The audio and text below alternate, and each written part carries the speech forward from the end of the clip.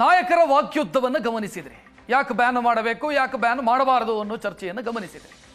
ಈ ಮಧ್ಯೆ ಇದು ಇನ್ನಷ್ಟು ಆಳಕ್ಕೆ ಹೋಗುವಂತ ಮುನ್ಸೂಚನೆ ಕಾಣ್ತಾ ಇದೆ ಈ ಚರ್ಚೆ. ಕಾಂಗ್ರೆಸ್ ಬಿಜೆಪಿ ನಡುವೆ RSS ಬ್ಯಾನ್ನ ವಾಗ್ಯುದ್ಧಗಳು ನಡೀತಾ ಇದ್ರೆ ಬಿಜೆಪಿ ಕಾಂಗ್ರೆಸ್ನ ಕಾಲೆಳೆಯುವಂತ ಕೆಲಸವನ್ನ ಮಾಡಿದೆ. ಅದರಲ್ಲೂ ಪ್ರಿಯಾಂಕ್ ಖರ್ಗೆ ಅವರ ಕಾಲೆಳೆಯುವಂತ ಕೆಲಸವನ್ನ ಮಾಡಿದೆ. ಯಾವ ರೀತಿ ಅಂತಂದ್ರೆ, ಪ್ರಿಯಾಂಕ್ ಖರ್ಗೆ ವಿರುದ್ಧ ಬಿಜೆಪಿ ನಾಯಕರು ಮುಗಿಬಿದ್ದಿದ್ದಾರೆ.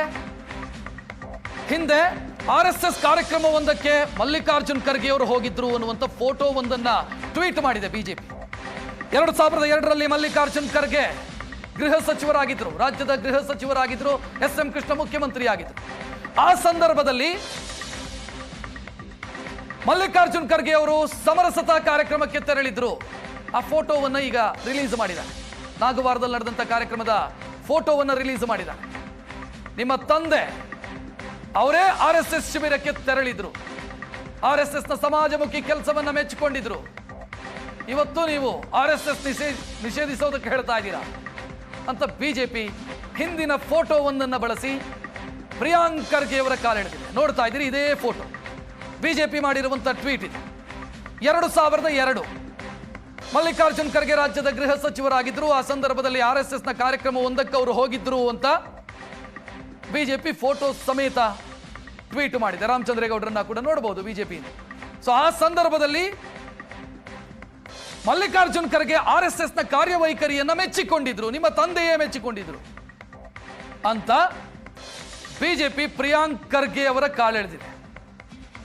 ಇಲ್ಲೊಮ್ಮೆ ನೋಡಿ ಪ್ರಿಯಾಂಕ್ ಖರ್ಗೆ ಅವರೇ ಅಂತ ಅವರಿಗೆ ಟ್ಯಾಗ್ ಮಾಡಿ, ನಾಗವಾರದ ಕಾರ್ಯಕ್ರಮದಲ್ಲಿ ಅವರು ಭಾಗಿಯಾಗಿದ್ರು, ಭೇಟಿ ನೀಡಿದ್ರು, ಸಮಾಜಮುಖಿ ಕಾರ್ಯಗಳನ್ನು ಮೆಚ್ಚಿಕೊಂಡಿದ್ರು, ಪೂರ್ಣ ಸಹಕಾರ ಕೊಟ್ಟಿದ್ರು ಅನ್ನೋದನ್ನ ಮರ್ತಿದ್ದೀರಾ ಅಂತ ಪ್ರಶ್ನೆ ಕೇಳಿದೆ ಬಿಜೆಪಿ ಪ್ರಿಯಾಂಕ್ ಖರ್ಗೆ ಅವರನ್ನ ಉಲ್ಲೇಖಿಸಿ.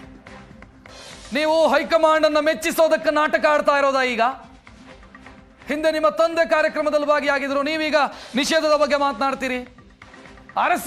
ನೀವು ಹೈಕಮಾಂಡ್ ಅನ್ನು ಮೆಚ್ಚಿಸ್ತಾ ಇದ್ದೀರಾ RSS ಅನ್ನು ಬೈಯೋ ಮುಖಾಂತರ ಅನ್ನೋದು ಬಿಜೆಪಿಯ ಟ್ವೀಟ್ನ ಸಾರಾಂಶ. ಪ್ರಿಯಾಂಕ್ ಖರ್ಗೆ ಅವರ ಕಾಲೆಳೆಯುವಂತ ಕೆಲಸವನ್ನು ಮಾಡಲಾಗಿದೆ.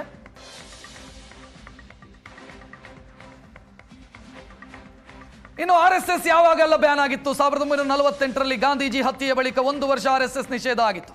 ಕಾರಣ ಏನು ಅಂತಂದ್ರೆ, ಗಾಂಧೀಜಿ ಹತ್ಯೆಯಲ್ಲಿ RSSನ ಕೈವಾಡ ಇದೆ ಅನ್ನೋ ಕಾರಣಕ್ಕಾಗಿ ವಲ್ಲಭಾಯ್ ಪಟೇಲ್ ಆಗ ಗೃಹ ಸಚಿವರಾಗಿದ್ರು, ಉಪ ಪ್ರಧಾನಿಯಾಗಿದ್ರು, ಬ್ಯಾನ್ ಮಾಡಿದ್ರು. ಇನ್ನು 2ನೇ ಬಾರಿ ತುರ್ತು ಪರಿಸ್ಥಿತಿಯ ಸಂದರ್ಭದಲ್ಲಿ 75ರಿಂದ 77ರವರೆಗೆ ಇಂದಿರಾ ಗಾಂಧಿ ಪ್ರಧಾನಿಯಾಗಿದ್ರು, ಆಗ ನಿಷೇಧ ಮಾಡಲಾಗಿತ್ತು. RSSನ ಜೊತೆಗೆ ಬೇರೆ ಬೇರೆ ಸಂಘಟನೆಗಳು ಕೂಡ ನಿಷೇಧ ಒಳಗಾಗಿತ್ತು. JP ಮೂವ್ಮೆಂಟ್ ಅಲ್ಲಿ ಭಾಗಿಯಾದರು ಅನ್ನೋ ಕಾರಣಕ್ಕಾಗಿ ಜಮಾತೆ ಇಸ್ಲಾಂ ಸೇರಿ ಮುಸ್ಲಿಂ ಸಂಘಟನೆಗಳು ಕೂಡ ಬ್ಯಾನ್ ಆಗಿತ್ತು ಆ ಸಂದರ್ಭದಲ್ಲಿ. ಇನ್ನು 3ನೇ ಬಾರಿ ಬಾಬ್ರಿ ಮಸೀದಿ ಡಿಸೆಂಬರ್ 6ನೇ ತಾರೀಕು ನೆಲಸಮ ಆಯಿತು. 10ನೇ ತಾರೀಕು RSS ಅನ್ನ ಬ್ಯಾನ್ ಮಾಡಲಾಯಿತು. PV ನರಸಿಂಹರಾವ್ ಪ್ರಧಾನಿಯಾಗಿತ್ತು.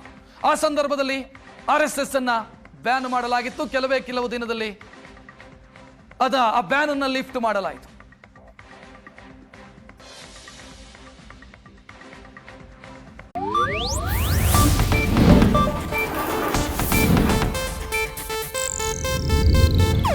ಇದು ಏಷ್ಯಾನೆಟ್ ನ್ಯೂಸ್ ನೆಟ್ವರ್ಕ್ ಪ್ರಸ್ತುತಿ.